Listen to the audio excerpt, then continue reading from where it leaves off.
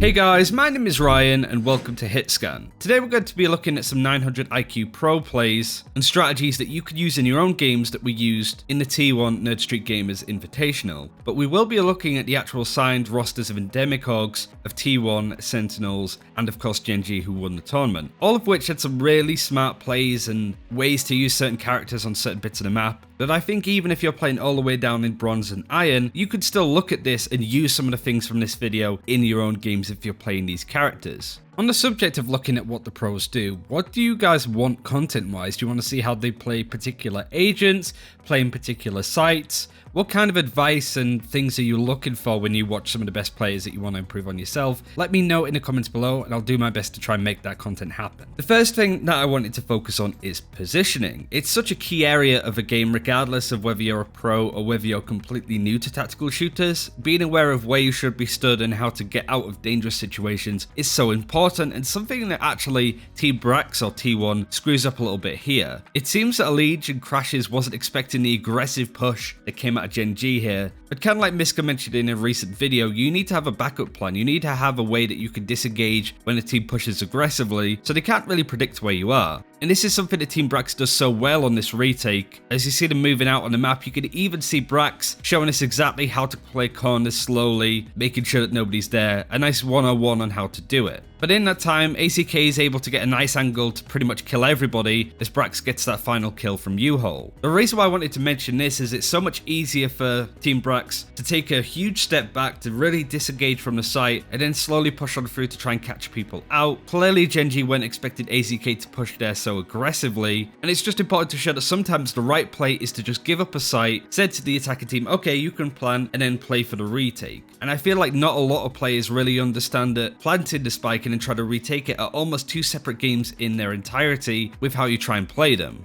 The second thing that I wanted to mention about positioning is making sure that you spice things up a little bit. The reason why I mention this is that Sky uses the Owl Drone on attack and spots Win, who has been playing the operator in Heaven pretty much every single time. It's kind of an expected spot to know where a sniper rifle is going to be holding. So Sky now has that information that there's going to be an operator playing on Heaven. But this is super clever that comes out of Win on the defense for Gen.G. Win decides, screw this, they know that I have an operator, they know that I'm holding Heaven, so I'm going to try and mix things up a little bit, really try and catch them off guard by playing a lot closer with the operator. Surely they won't be expecting this. Unfortunately, the play doesn't quite work out as a Sage Wall goes up. Even with Win dedicating the Roan, it's still an awkward angle to try and get a pick with all of the stuff that's going on. But I think that's just a nice example of trying to mix up positions, keep the attack guessing, and make yourself really hard to predict, especially if you feel that you're telegraphing that you have an operator, you're playing in the same spot every time. Eventually, the enemy team is going to get wise to that and start to punish it. These are just a few tips on positioning. I'll be honest and say that these aren't necessarily 900 IQ plays that you should expect from this video, but there are a lot of people that haven't really played many tactical shooters in the past that I figured that this was worth starting with so people have a good idea on what they can practice. Now we start to get into some of the really smart stuff that the teams did, and I really want to highlight Phoenix. Phoenix as an agent is often seen as not great. You don't tend to see him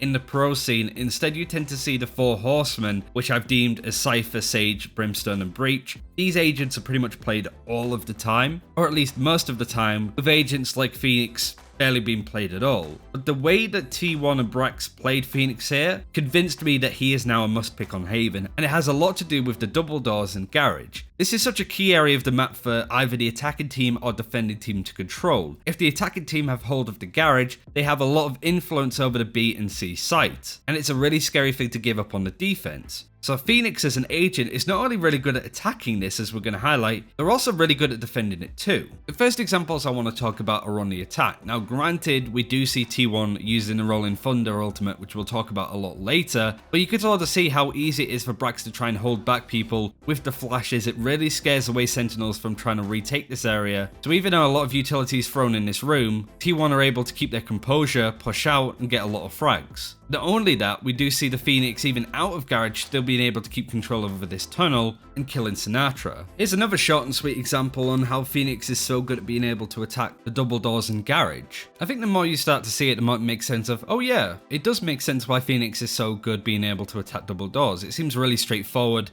especially when you see some of these short and sweet plays that Brax is able to do. But he's also good at retaking and defending such a core area of the map. Now we're going to be looking at Brax on the defense. He's holding holding a bit more of an aggressive angle, but you could do that playing Phoenix. As soon as he sees a head pop over, he's going to get the kill onto Dizzy and can aggressively flash out to try and get more picks of people that are going to be lined up. But not only do we see Brax defending a really important area of the map, but also being able to quickly counterattack to kill people in mid, which is really hard to do as any other character or any other agent in the game. If you're another character, you don't really want to do that. You don't want to give up this whole area. But what happens if he's pushed a bit more aggressively? Well, we can see the Sentinels here wanted to push towards the C site, so double doors is really important for them to try and control. Brax is even quite happy to give up a bit more of the space because you could do that as Phoenix. He still has his flashes, he still has ways to engage, but is well aware that the push isn't coming in just yet, so he's actually going to surprise Sentinels by counterattacking him again really aggressively, and it's clearly something that Shazam isn't expecting at all. I found it really enlightening, I suppose, to see Phoenix being played in this style and having a role like this in the game, to be honest. We sort of expect characters like Sage and Cypher to be played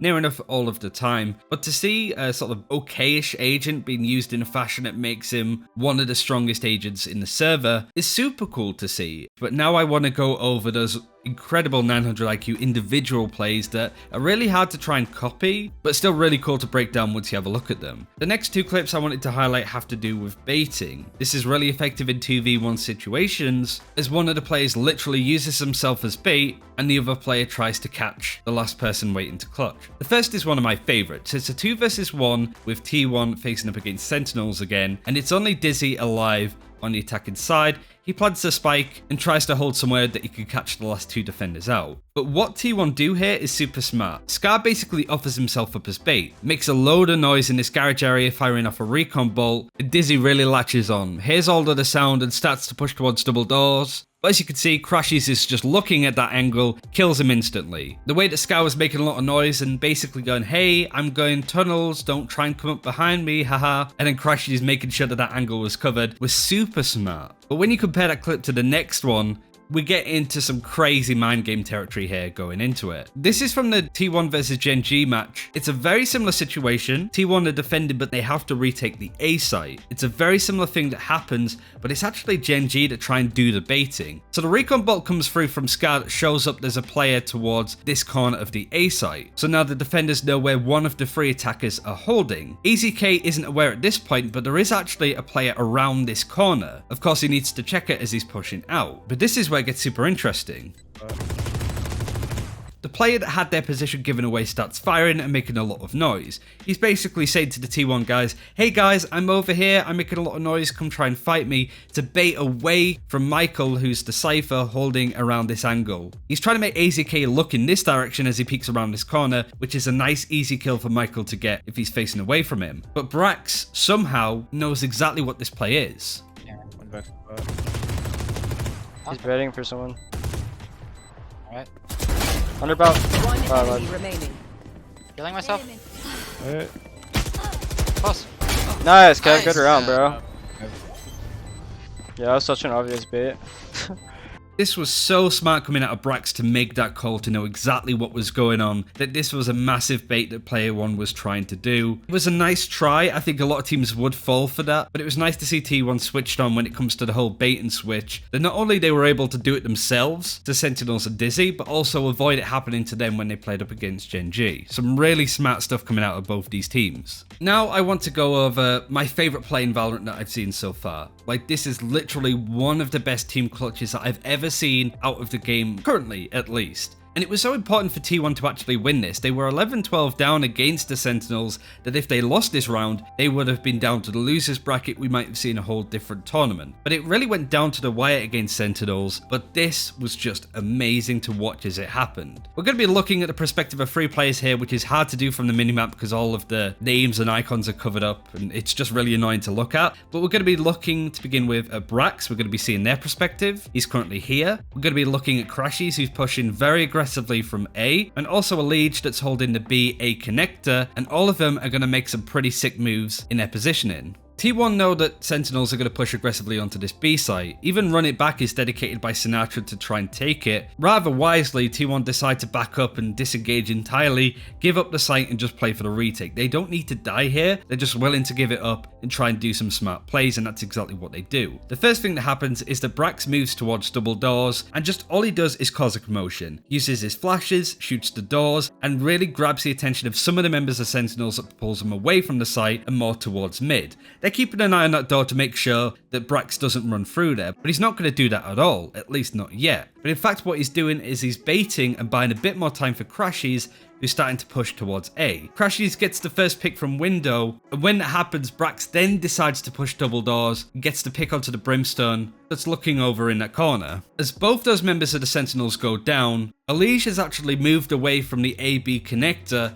towards his own spawn and uses his ult Rolling Thunder to stun the remaining Sentinels left on that site. At the same time that happens, Crashies as his ultimate now uses Neural Theft, and it shows up exactly where the remaining members of Sentinels are. Not only is their position given up entirely, but they're also stunned, and it's super easy for Scar and AZK to clear up this site when they have the intel and they know that these agents are going to be stunned. Like I said, this is one of the best plays that we've seen. The bait from Brax to allow Crashies to come in from window, the way that both of them push through mid to kill people there, and then the use of the Rolling Thunder and Neural Theft to stun and give up the intel of everybody left alive. From here, T1 went on to win this game. Unfortunately, I feel that this video is long enough as it is. We've highlighted some of the cooler plays. There are still more that I have listed, but that's where I want to leave it today. Thank you very much for watching. If you want to see these kind of videos in the future, let me know. Maybe going over particular topics, how pros position themselves, how they play certain agents. Let me know kind of what you want to see on this channel in relation to that in the comments below, like I said at the start of this video. Thanks for watching. Take care. We'll see you next time.